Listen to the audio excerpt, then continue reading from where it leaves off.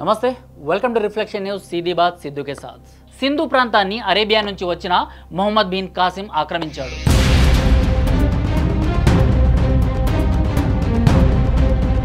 ఆఫ్రికాలో అనేక దేశాలు ఏ మతాలతో ఉండేవి.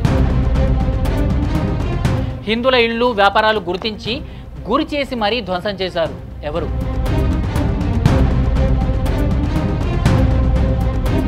పాకిస్తాన్ లాంటి రక్త పిశాచాలతో చర్చలు జరపమని కొందరు భారతీయులు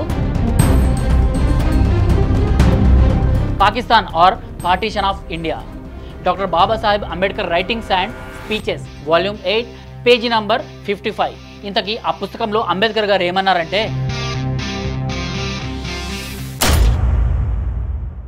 ఎందుకంటే మొహమ్మద్ బిన్ కాసిం గురించి మనల్ని తెలుసుకోనియకుండా ప్రభుత్వాలు పాఠ్యపుస్తకాలే ఇంతవరకు చేస్తూ వచ్చాయనేసి మీకు తెలుసా? మొహమ్మద్ బిన్ కాసిం భారత భూమిని కబళించిన తొలి ఇస్లామిక్ ఆక్రమణదారుడు. అంటే ఇండియా మీదకి వచ్చిన ఇన్వేడర్ అన్నమాట. ఎప్పుడు వచ్చాడో తెలుసా? 708 నుంచి 710 సంవత్సరాల మధ్య. ఇప్పుడు మనం ఉన్నది 2025లో. ఎన్ని వందల సంవత్సరాలు గడిచిపోయాయో మీరే లెక్కేసుకోండి. అయినా ఎప్పుడో 1000 సంవత్సరాల కిందట దండెత్తి వచ్చిన మొహమ్మద్ బిన్ కాసిం గురించి మనకెందుకంటారా? చరిత్ర తెలుసుకోకుండా మనల్ని బానిసలుగా ఎవరు మార్చారో ఎరుక లేకుండా కేవలం సైన్స్ మ్యాథ్స్ నేర్చుకుని ఇంజనీర్లు డాక్టర్లు అయితే సరిపోదు. మనల్ని కత్తుల కాలంలో గొంతులు కోసి చంపింది ఎవరో, మనల్ని గన్నుల కాలంలో బుల్లెట్లు పేల్చి అణగదొక్కుతుంది ఎవరో, ఈనాటి బాంబుల డ్రోన్ల కాలంలో కబళించడానికి ప్రయత్నిస్తుంది ఎవరో, ఇవేవి తెలుసుకోకపోతే మన విజయం, మన కీర్తి, మన సంపద అన్నీ ఒక్క రోజులో వారి వశమైపోతాయి. ఇంతకీ వాళ్ళెవరు? 1300 ఏళ్ల క్రితం ఈనాటి పాకిస్తాన్లో ఉన్న సింధు ప్రాంతాన్ని అరేబియా నుంచి వచ్చిన మొహమ్మద్ బిన్ కాసిం ఆక్రమించాడు. అప్పుడు మొదలైన ఆక్రమణ ఈనాటికి కొనసాగుతూనే ఉంది. తాజాగా పాకిస్తానీ సైన్యాధ్యక్షుడు అసీం మునీర్ పంపిన ఉగ్రవాద కుక్కలు కశ్మీర్లోని పహల్గాంలో హిందువుల్ని గుర్తించి మరీ చూసి చంపారు. దీనికి మూలం ఎక్కడుంది? మొహమ్మద్ బిన్ కాసిం కాలంలోనే ఉంది. మనం ఇప్పుడు కరాచీ అనే పాకిస్తాన్ నగరం గురించి మాట్లాడుకుంటూ ఉంటాం. అదిగో ఆ ఓడరేవు పట్టణాన్ని ఆక్రమించేందుకే 1000 ఏళ్ల కిందట ముస్లిం దండయాత్రలు మొదలయ్యాయి. అయితే అవి కేవలం రాజ్యాల్ని ఆక్రమించేందుకే జరిగినే కావు. ఇస్లాం మతాన్ని భారత్ భూభాగంలో స్థాపించడానికి ఉద్దేశించినవి. అప్పుడు మొదలైన ఇస్లామీకరణ నేటికి కొనసాగుతూనే ఉంది. ఇంతకాలమైన ముస్లింల కత్తి గన్నుకి బాంబులకి హిందువులు భయపడలేదు, పోరాడుతూనే ఉన్నారు. ఇలా సర్ది చెప్పుకొని సంతోషిద్దామా? లేక ఒకనాటి హిందూ రాజ్యాలైన ఈనాటి ఆఫ్ఘనిస్తాన్, పాకిస్తాన్, బంగ్లాదేశ్ ఇలా ఒక్కొక్కటి చేజారినందుకు చింతిద్దామా? ఖచ్చితంగా చింతించాల్సిన స్థితిలోనే మనం ఉన్నాం. ఇస్లాం పుట్టకముందు ఆఫ్రికాలో అనేక దేశాలు ఏ మతాలతో ఉండేవి. ప్రపంచపటంలో 50కి పైగా దేశాల్లో ఇస్లాం కనిపిస్తుంది. అక్కడ ఆకుపచ్చ రంగు విస్తరించక ముందు విరజిల్లిన మతాలు ఏమైపోయాయి? గాజ్వాయ హింద్ అనే గజనీ వారసులకి ఇప్పుడు ఇదే ఆక్రోశం, ఆయాసం, ఆరాటం. దేశాలు ఖండాలు సైతం ఇస్లాంలో మునిగిపోయిన హిందూ దేశమైన మన భారత్ పైకి తేలుతూనే ఉంది. ఆ సేతు హిమాచలం, కాశ్మీర్ నుంచి కన్యాకుమారి వరకు ఎలా ఈ హిందూ భూమిని, వేద భూమిని, కర్మజ్ఞాన భూమిని చేరబట్టాలి? పాకిస్తాన్లో కూర్చున్న అసీం మునీర్కి కావచ్చు, బంగ్లాదేశ్లో కూర్చున్న మొహమ్మద్ యూనిస్కి కావచ్చు, ఇద్దరికి ఇదే ఆలోచన. మన అంతమే వారికి ఉమ్మడి లక్ష్యం. అందుకే ఒకవైపు పహల్గా, మరోవైపు ముర్షిదాబాద్. 2025 మొదలై కేవలం 4 నెలలే గడిచాయి. కానీ భారత్ తూర్పు దిక్కున, పశ్చిమాన కూడా హిందువుల రక్తసిక్తంతో భూమి తడిసిపోతుంది. బంగ్లాదేశ్ను ఆనుకుని ఉన్న మన బెంగాల్లో ముర్షిదాబాద్ మత కలహాలతో అట్టుడికింది ఎందుకు? వక్ఫ్ సవరణ వ్యతిరేకంగా. కానీ జరిగిందేంటి?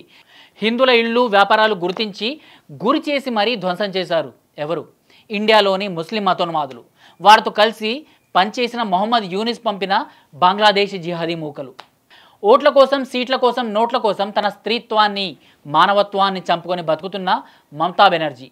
వారికి వీలైనంత సాయం చేసింది 1000 సంవత్సరాల కిందట దండయాత్రల సమయంలో అయినా, ఇప్పుడు అయినా. మన శత్రువులు విదేశీయులు, విధర్మీయులు మాత్రమే కాదు, మన సొంత హిందూ సెక్యులర్ స్వార్థపూరిత జలగలు. వారే ఇప్పుడు మన కంటికి కనిపిస్తున్న శత్రువుల కంటే ప్రమాదకరమైన శత్రువులు. ముర్షిదాబాద్లో హిందువులు కాబట్టే తండ్రి కొడుకుల్ని చంపారు. హిందువులు కాబట్టే బెంగాలీ స్త్రీలను బలాత్కరిస్తామని బెదిరించారు. రోజుల వ్యవధిలో తూర్పు పాకిస్తాన్ అలియాస్ బంగ్లాదేశ్ సరిహద్దు నుంచి పశ్చిమ పాకిస్తాన్ బార్డర్ వైపు మారింది. కశ్మీర్లోనూ మన వాళ్ళు చచ్చిపోయింది హిందువులు కాబట్టే. మరో పాపం, తప్పు, నేరం చేయాల్సిన అవసరం లేదు. మొహమ్మద్ బిన్ కాసిం కాలం నుంచి అసీం మునీర్ కాలం దాకా వాళ్ళు మనల్ని చంపడానికి సింపుల్గా రీజన్ మనం కాఫీర్లు అవ్వటమే. అయినా కూడా మన సూడో సెక్యులర్ మేధావులు, మీడియా గబ్బిలాలు, గబ్బు లిబరల్స్కు మాత్రం ఇవేవి కాఫిరోఫోబియాగా కనిపించదు. జిహాదీ ఉగ్రవాదానికి మతం ఉంటుంది, అది ఇస్లాం అని ఎవరన్నా అంటే మాత్రం అదంతా వెంటనే ఇస్లామోఫోబియా అయిపోతుంది. వాళ్ళు హింస చేస్తే జిహాద్, మనం కనీసం నోరు తెరిచిన మతోన్మాదం. అసలు ఉగ్రవాదుల గురించి చర్చ రాగానే మన all eyes on Rafah batch రఫాడించడానికి లగెత్తుకొస్తుంది. అల్లుడు గారు రాబర్ట్ వాద్రా మొదలు గిల్లుడు భామ కాజల్ అగర్వాల్ వరకు అందరూ టెర్రరిజం తప్పంతా హిందువులదే అన్నట్టు హిందుత్వవాదం లేకపోతే జిహాదీలు ఎంత శాంతియుతంగా ఉంటారో వివరిస్తుంటారు. బీజేపీ ఆర్ఎస్ఎస్ లేని క్రిస్టియన్ బౌద్ధ దేశాల్లో కూడా ఎందుకు ఉన్మాదం ఉరకలేస్తుంది అంటే నో ఆన్సర్.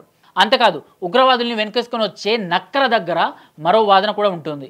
టెర్రరిజం డిఫైన్ చేయడం కష్టం అంటారు. మనకు ఉగ్రవాది అయిన వాడు మరొకరికి ఫ్రీడమ్ ఫైటర్ కావచ్చట.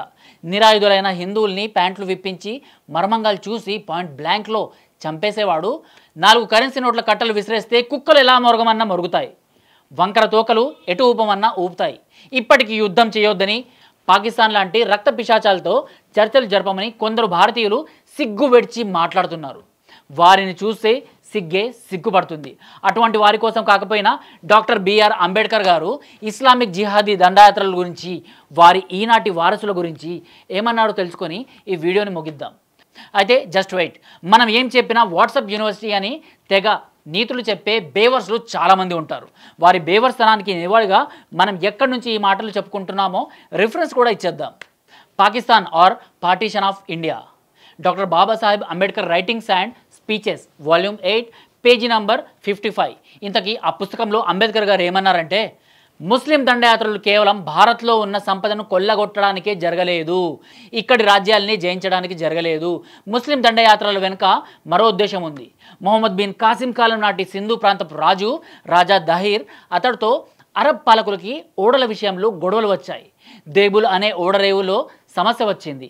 అందుకు ఆగ్రహించిన రాజా దహీర్ని అరబ్ పాలకులు దండించాలనుకున్నారు. అంతే. అయితే 1300 ఏళ్ల తర్వాత మనం ఇలా మాట్లాడుకునే వాళ్ళమే కాదు.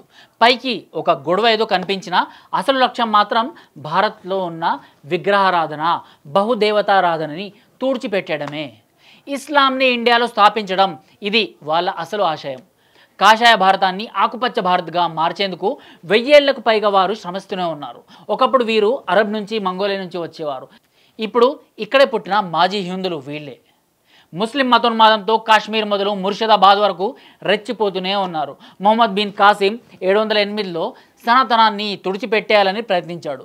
ఇప్పుడు కూడా ఉదయనిధి స్టాలిన్ లాంటి వాళ్ళు అదే బాహాటంగా చెప్తున్నారు. కత్తుల కాలం నుంచి కంప్యూటర్ల యుగం దాకా అదే మతోన్మాదం, అదే హిందూ ద్వేషం, అదే కాఫిరోఫోబియా. ఏమీ మారలేదు, ఏమీ మారదు కూడా.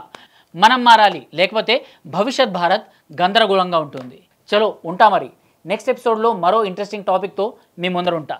టిల్ దెన్, జై హింద్, జై భారత్.